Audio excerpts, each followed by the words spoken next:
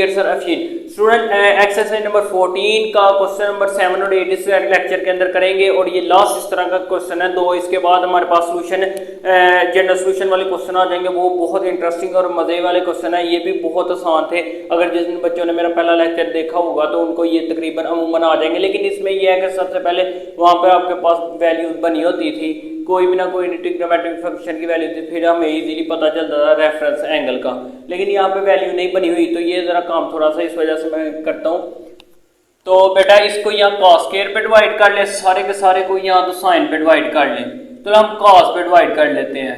Cos पे जरा यहाँ पे लिख लें आप, divide cos square theta on both side, यानी कि सब साइड के नीचे जो आपने करना है वो क्या करना है, कॉस स्क्वायर थीटा को डिवाइड करवाना है।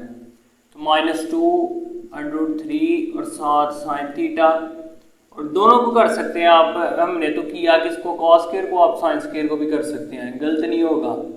अगर आपसे नहीं होगा तो मुझे कमेंट्स में बताएं, इंशाल्लाह मैं आपको वो भी तरीकों से कर दूंगा। इसके नीचे भी डिवाइड कर लेना है, ठीक है, वो बाद में 0 हो जाएगा ना। तो ये तो कैंसिल हो गया, हमारे पास 3 आ गया, माइनस ये कॉस एक कैंसिल हुआ है, तो साइन ओवर कॉस मतलब किस में चेंज हो गया जी, साइन ओवर कॉस मतलब tan थीटा आ गया।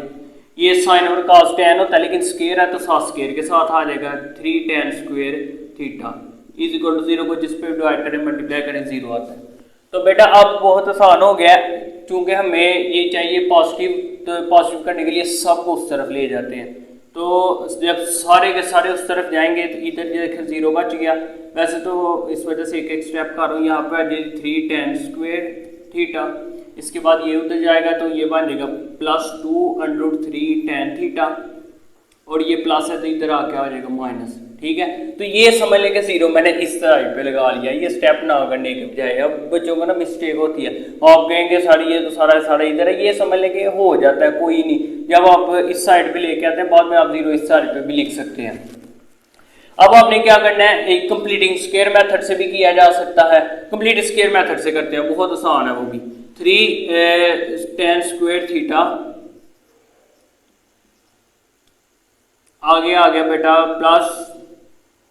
+2√3 tan थीटा 3। मैंने बड़ी डिटेल है 10 क्लास में, अगर आप मुझे 10 क्लास से फॉलो कर रहे हैं तो आपको पता होगा कि 10 क्लास में एक्सरसाइज नंबर 1 के अंदर मैंने बड़ी डिटेल के साथ कंप्लीटिंग स्क्वायर करवाया था। वहां से आप नहीं है तो वैसे भी आप समझ सकते हैं। सबसे पहले कांस्टेंट को उस तरफ ले जाते हैं, पहला स्टेप ये होता है।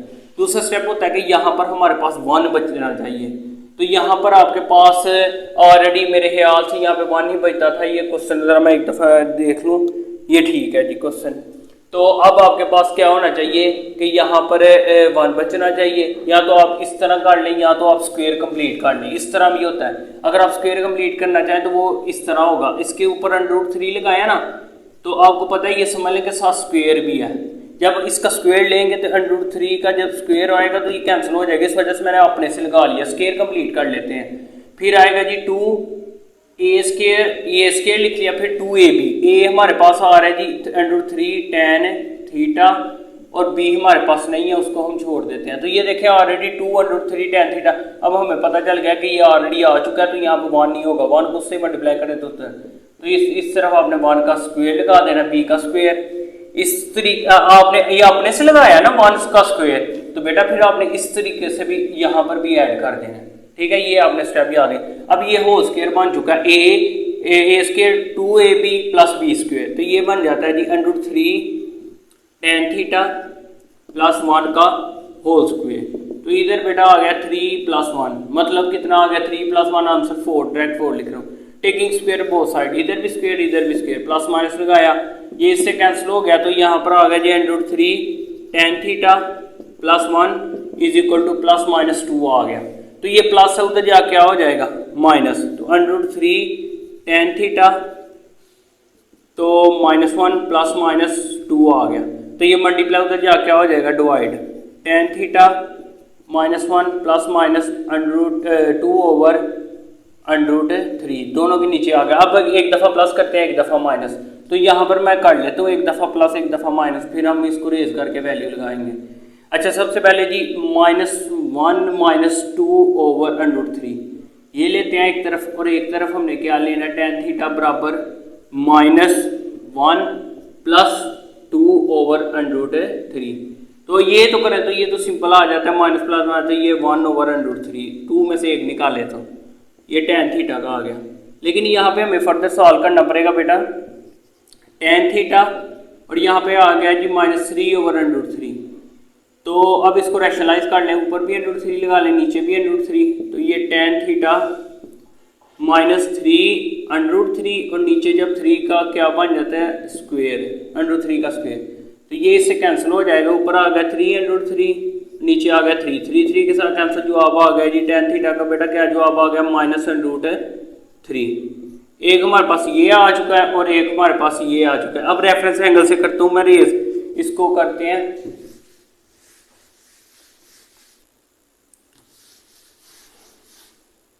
ये जरा आंसर जो है ना, जो हमारे आंसर आए हुए हैं ना उसको जरा मैं छोड़ देता हूँ ताकि बाकी सारा आपने नोट कर लिया, नहीं तो स्क्रीनशॉट ले लिया करें। अच्छा, एक आया है बेटा हमारे पास tan थीटा -√3, ठीक हो गया। तो एक तरफ है, इस तरफ हम लिख लेते हैं जी tan थीटा, वो था 1/√3। सबसे पहले यहाँ पर लिखना है हमने रेफरेंस एंगल।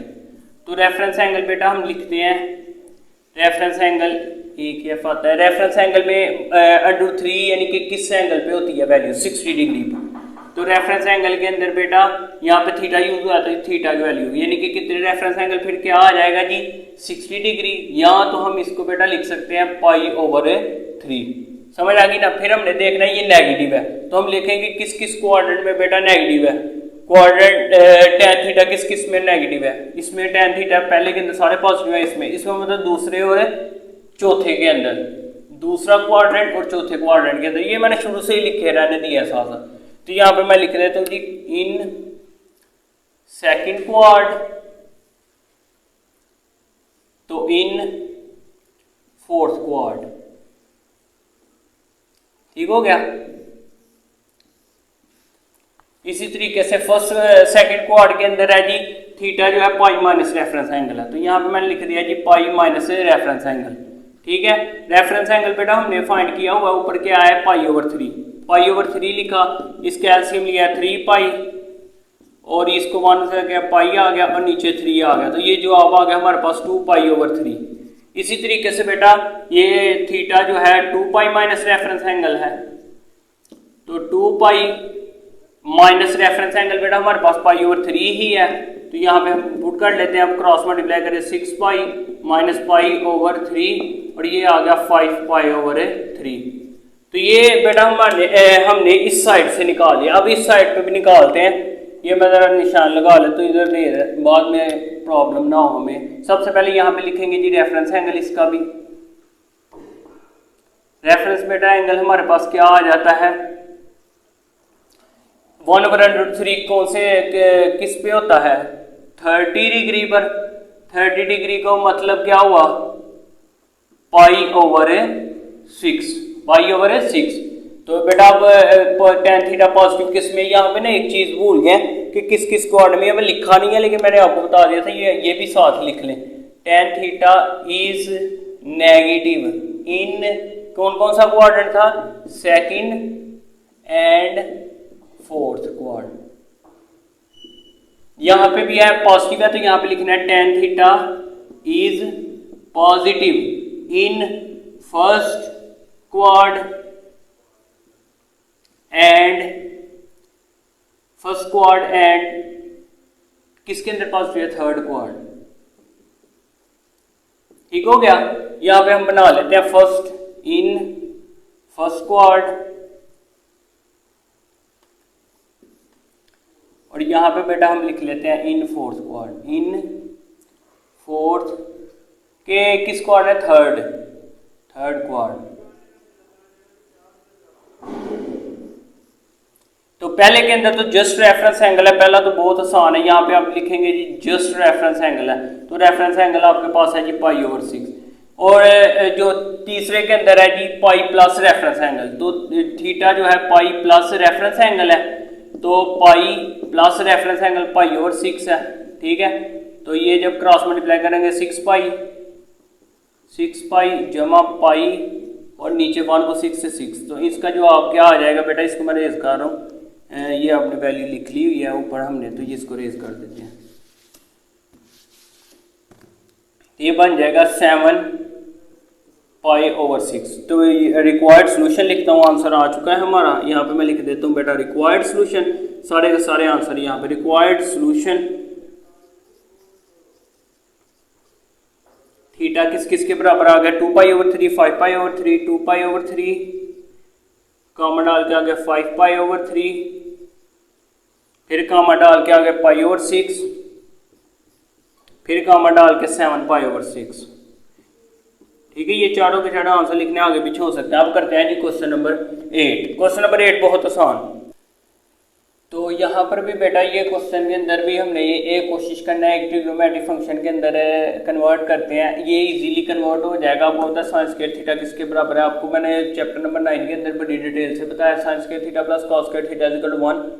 तो अब साइन स्क्वायर थीटा की वैल्यू लगाएंगे तो इसकी जगह हम क्या लगा सकते हैं जी, 1 माइनस कॉस स्क्वायर थीटा। ठीक है, अब बताए ना, बताने की जरूरत तो नहीं है लेकिन फिर भी बता देता हूँ। Sine square theta plus cos square theta is equal to 1। तो हम साइन की वैल्यू तो कॉस उस तरफ जाके नेगेटिव हो जाएगा, कॉस स्क्वायर थीटा ये किसकी है जी, साइन स्क्वायर थीटा, प्लस उधर जाके नेगेटिव हो गया। जो बच्चे पहली दफ़ा देख रहे हैं इस वजह से मैंने बता दिया। आगे बेटा -8 कॉस थीटा प्लस 1 आ गया इज इक्वल टू 0। 4 को मल्टीप्लाई करें जी, 4 माइनस 4 इसके साथ में मल्टीप्लाई होगा, 4 cos square theta -8 cos theta और प्लस 1 इज इक्वल टू 0। इसी तरीके से बेटा अब तरतीब से लगा, पहले इसको सॉल्व कर लें। ये -4 कॉस स्क्वायर थीटा, ठीक है, ये माइनस है,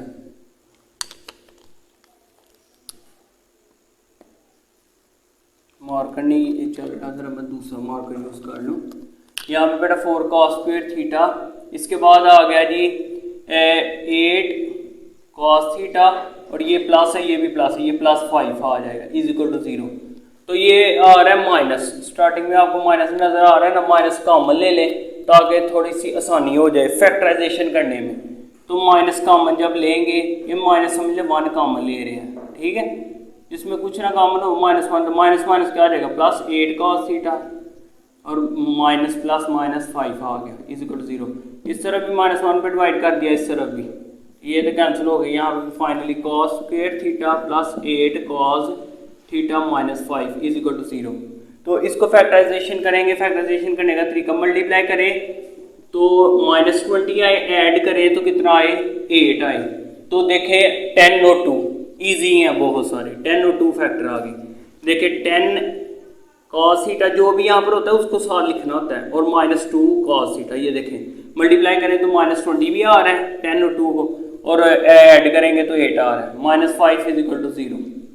इन दोनों में कॉमन क्या है जी, 2 कॉस थीटा, यहाँ पर आ गया जी 2 कॉस थीटा, 2 कॉस थीटा और यहाँ पे 2 5 2 का टेबल पढ़े, यहाँ पे भी आ जाए 5 बाहर आ गई। यहाँ पर बेटा 1 कॉमन आता है, -1, क्योंकि कुछ ना कॉमन हो तो मैंने आपको आगे बताया, माइनस माइनस क्या आ जाएगा, प्लस।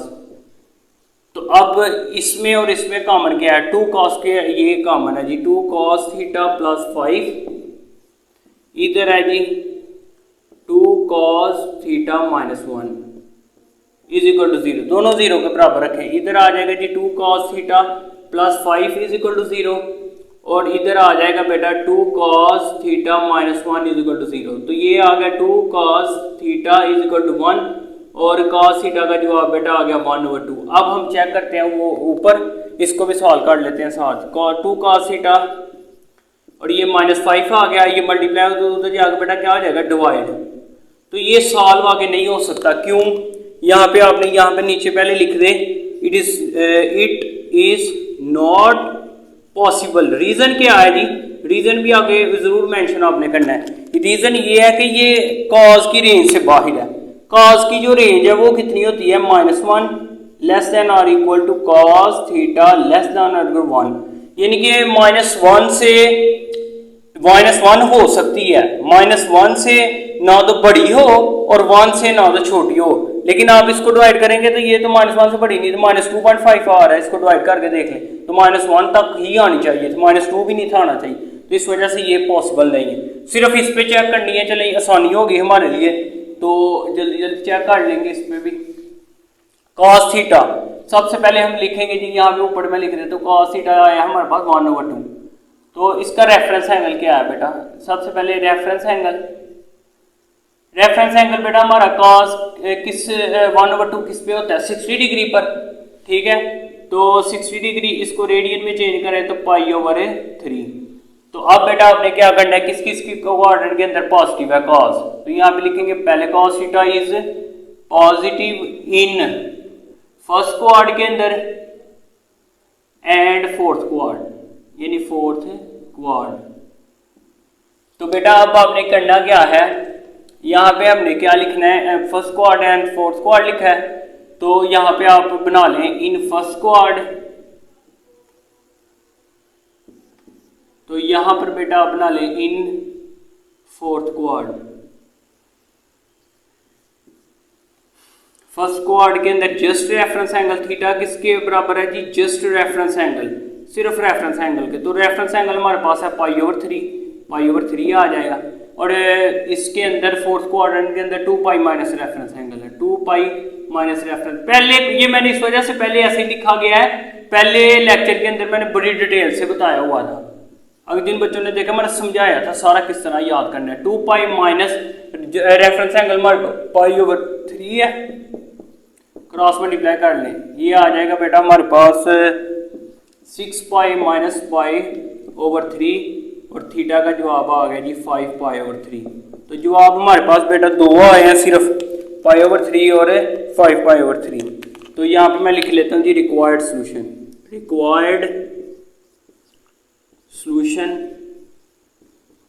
कौन कौन सा है जी, थीटा हमारे पास दो आंसर है, एक π/3 है और बेटा एक हमारे पास आंसर है जी 5π/3। उम्मीद है कि बेटा बहुत अच्छे तरीके से आपको समझ आ चुकी होगी। तो गर्मी होने की वजह से आज मेरी कोशिश यही थी कि ज़्यादा से ज़्यादा करूँ, लेकिन यही क्वेश्चन कर सकता हूँ। तो इस वजह से बेटा किसी किस्म की कोई प्रॉब्लम हो तो मुझे कमेंट्स में ज़रूर बताएं और इसको ज़्यादा से ज़्यादा अपने दोस्तों के साथ शेयर करें, अपने क्लास फेलो के साथ शेयर करें ताकि वो भी इससे फ़ायदा हासिल कर सकें। और बेटा मेन जो चीज़ है वो ये है कि आप 1 बाय 1 साथ साथ सीखते रहेंगे तो इंशाअल्लाह ताला आपको किसी किस्म की कोई प्रॉब्लम नहीं होगी। तो इससे एकेडमी से भी आप बचे रहेंगे। अगर आप एकेडमी में जाते हैं तो इससे आपकी अच्छी सी प्रिपरेशन हो जाएगी। यहाँ पर इस चैनल के ऊपर आपको एक एक क्वेश्चन मिल जाएगा, हर सवाल का आंसर मिल जाएगा, किसी किस्म का हर गेस मिल जाएगा, हर सब्जेक्ट का मिल जाएगा। लिहाजा इस वजह से आपने इस चैनल को लाइक सब्सक्राइब शेयर ज़रूर करना है ताकि मेरी आने वाली वीडियो आप तक इजीली पहुंच सके, आप इजीली वॉच कर सकें। और इसको ज़्यादा से ज़्यादा फिर कह रहा हूँ शेयर ज़रूर करना है क्योंकि पूरी मेहनत से बनती है, तो इस वजह से। तो दुआओं में याद रखें, मिलते हैं नेक्स्ट लेक्चर के अंदर। अल्लाह हाफ़िज़।